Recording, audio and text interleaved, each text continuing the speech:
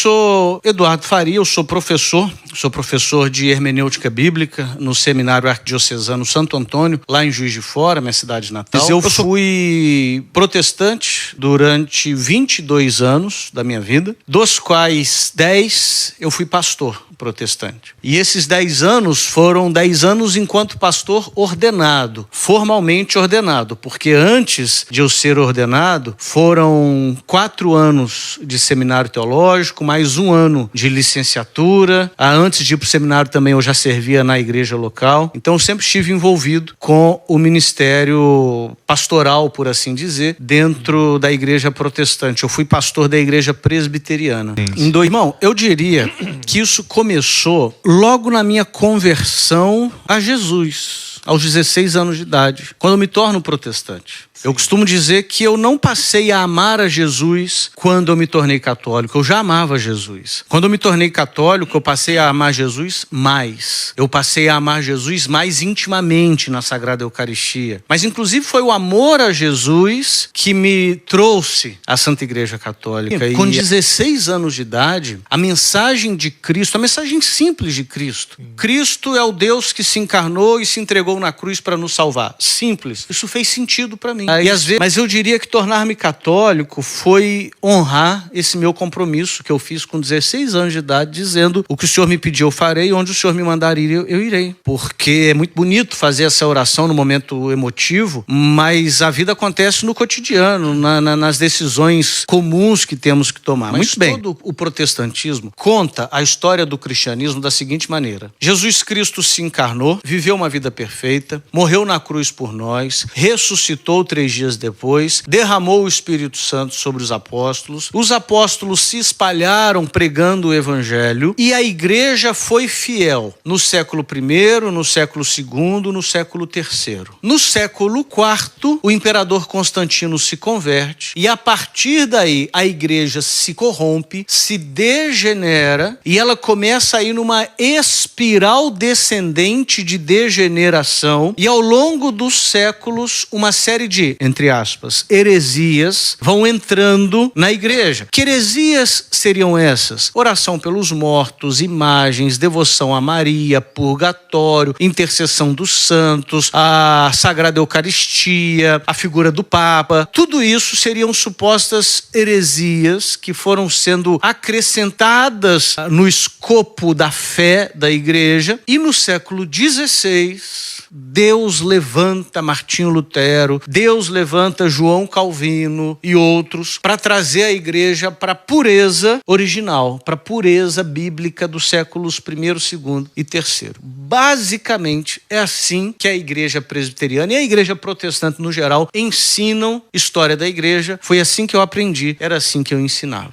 Em outras palavras, as portas do inferno prevaleceram durante mais de 1000 anos. Exatamente. E de repente o Senhor resolveu fazer surgir de novo uma igreja viva. Exatamente. É como se Calvino e Lutero de fato resgatassem a pureza da igreja que fora perdida no período, entre aspas, das trevas, né? Um belo dia, eu estava em Campinas, no interior de São Paulo, numa conferência protestante, uma conferência de pastores. Eu ia ser o tradutor dessa conferência. Tinha um pastor batista norte-americano. E a gente sentou para conversar sobre a palestra dele, que eu iria traduzir. E a gente entrou num debate sobre batismo infantil. E para quem está nos assistindo, eu explico. Eu era pastor presbiteriano. E os presbiterianos batizam crianças. Corretamente, aliás. Os batistas não batizam crianças. Inclusive, isso é muito interessante porque pastores batistas e pastores presbiterianos, ambos se dizem iluminados por Deus para interpretar a Bíblia. Mas eles chegam a conclusões diferentes numa série de assuntos. Aliás, não só batista e presbiteriano, metodista, anglicano, luterano e por aí vai. Eles todos se dizem iluminados pelo Espírito Santo na interpretação da Bíblia, mas chegam a conclusões às vezes. E era o caso ali. Eu batizava criança e ele não batizava criança. E por que é importante falar do século II? Porque o século II era antes da suposta degeneração de Constantino, exatamente. Eu falei, há registros de batismo infantil já no século II. E a resposta que ele me deu tirou o meu chão. Ele falou, Eduardo, você está certo? Mas se você for usar o argumento da ancestralidade da prática para justificar a prática, você vai ter que aceitar também imagens, devoção a Maria e oração pelos mortos. Eu falei, como é que é? Ele falou, é isso mesmo. Desde o século II há registros de imagens, devoção a Maria e oração pelos mortos. E nem por isso você crê nisso. Ou crê, meu amigo presbiteriano. Eu nunca tinha ouvido falar daquilo. Eu não sabia daquilo. Eu sei que eu perdi a discussão, óbvio, mas aquilo acendeu uma luzinha na minha cabeça. Aquilo colocou, como a gente diz, uma pulga atrás da orelha. Eu falei, gente, que história é essa? Tão cedo assim na história? E isso me colocou numa jornada de estudo da patrística. E uma série de outros eventos aconteceram, que a gente pode falar ao longo da nossa conversa. Mas o fato é que isso me colocou numa jornada de estudos que me fez descobrir que a Igreja Católica de hoje é a mesma Igreja Católica do século I, do século II, do século III, do século IV, do século V. A Igreja Católica de hoje é a Igreja que o Senhor Jesus fundou. E se eu quisesse ser obediente à Bíblia como eu queria, se eu quisesse ser obediente a Jesus como eu queria, eu não tinha outra opção a não ser tornar-me católico. Foi uma decisão que me custou tudo. Porque eu era pastor de tempo integral. Então me custou salário, me custou aluguel, me custou gasolina, porque a igreja pagava minha gasolina, me custou plano de saúde, porque a igreja pagava meu plano de saúde, me custou plano de aposentadoria, porque a igreja pagava meu plano de aposentadoria, me custou absolutamente tudo. Eu fui rejeitado pelas pessoas, meus colegas de ministério achavam que eu tinha ficado doido ou com demônio. Me custou tudo, mas saiu barato. Se custasse 10 vezes mais, ainda sairia barato. Porque eu cheguei à plenitude de Cristo e eu pude encontrar-me com o meu Senhor intimamente na Sagrada Eucaristia. As pessoas não entendem isso, mas eu abriria a mão de qualquer coisa para poder comungar.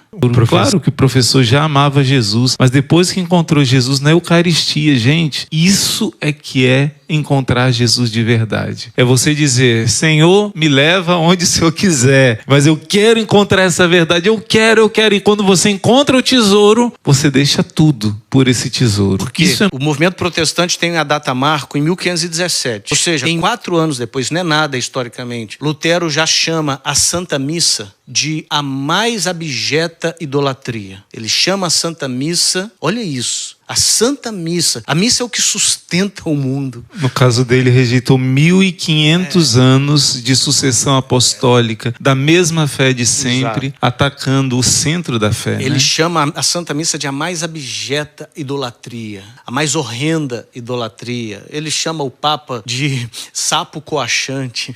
Vá dizer a esse sapo coaxante, ou seja, quem chama o Santo Padre de sapo coaxante não quer reformar coisa nenhuma. Diálogo. Não quer diálogo. Mas por que eu estou dizendo isso? Porque o Papa ainda insistiu para que ele se retratasse. Ele não foi excomungado imediatamente. O Papa insistiu para que ele se retratasse. E a resposta dele, não me retratarei, a menos que eu seja convencido pelo testemunho das Escrituras. A minha mente está cativa às Escrituras Sagradas. É uma frase bonita, né? Sim. A minha mente está cativa. Mas o que ele diz antes? A menos que eu seja convencido pelo testemunho das Escrituras. Ou seja, qual que é o filtro pelo qual as Escrituras têm que passar?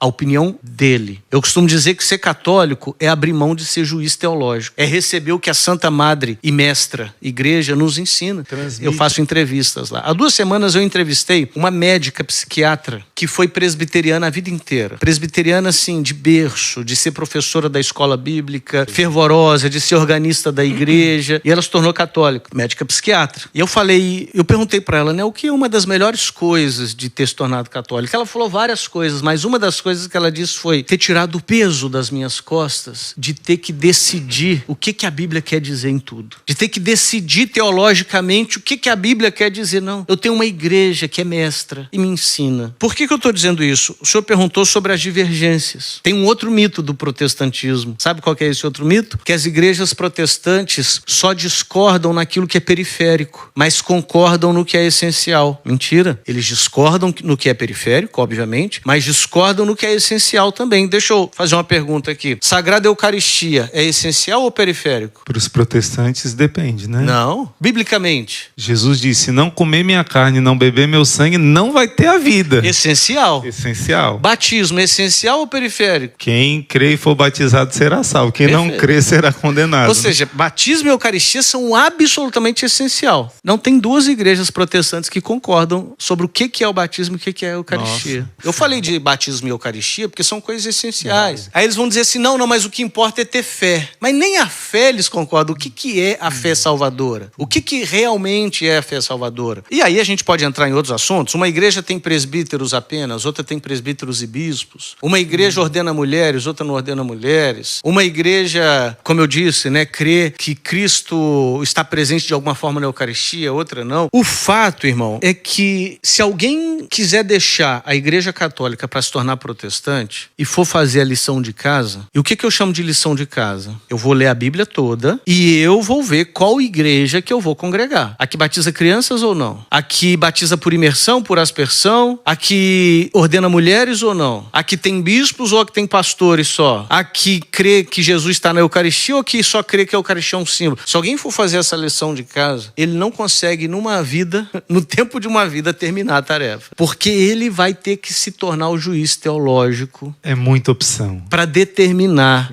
onde está a verdade. Aí ele completa. Os protestantes dizem que os católicos estão errados, mas até hoje eles não chegaram num acordo sobre qual é o certo. Porque cada um... Diz que o próprio Lutero, né, dizia, olha, cada um tem o Espírito Santo e o Espírito Santo vai interpretar corretamente. Mas no final da vida ele disse, existem tantos credos quanto cabeças, né? E reclamando disso. Reclamando, né? Nossa, cada um agora está dizendo uma coisa, né? Mas não era o Espírito Santo que interpretava? Professor, o senhor podia repetir essa palavra? Me marcou essa palavra dessa ex-presbiteriana, dessa psiquiatra. Como é que ela disse? Ela disse que uma das melhores coisas de ter se tornado católica foi ter tirado de si o fardo de ser a juíza teológica sobre cada assunto da Bíblia. De saber que existe uma igreja que é mãe e mestra, que nos mostra o caminho a trilhar. Nossa. Então, não tem como olhar para a Santa Igreja pelo que ela é e não se apaixonar. Eu sou a videira, vós sois os ramos. Sois os ramos. O ramo e a videira é uma coisa só. É uma coisa só. É uma coisa só. Então, Coríntios 12, vós sois o corpo de Cristo, cada um parte de seus membros. Perfeito. É tremendo. É tremendo. Não tem como não se apaixonar pela Santa Igreja Católica quando a gente de fato conhece o que é a Santa Igreja Católica. A Santa Igreja Católica não são os erros dos seus filhos, não são as injustiças que às vezes bispos cometem, não são os erros históricos que nós vimos de alguns poucos, mas tem bispos, papas. Não. A Igreja Católica é o próprio corpo de Cristo e o próprio Cristo na história, de modo que é um privilégio poder ser católico. É o que de melhor me aconteceu, foi tornar-me católico. Uma vez eu falei isso, eu escandalizei um protestante. Eu falei, o que de melhor aconteceu na minha vida foi tornar-me católico. E ele disse, não, mas não foi conhecer Jesus? E eu disse, eu não diferencio as duas coisas. É claro que é conhecer Jesus, mas eu conheci Jesus plena e intimamente na Santa Igreja Católica.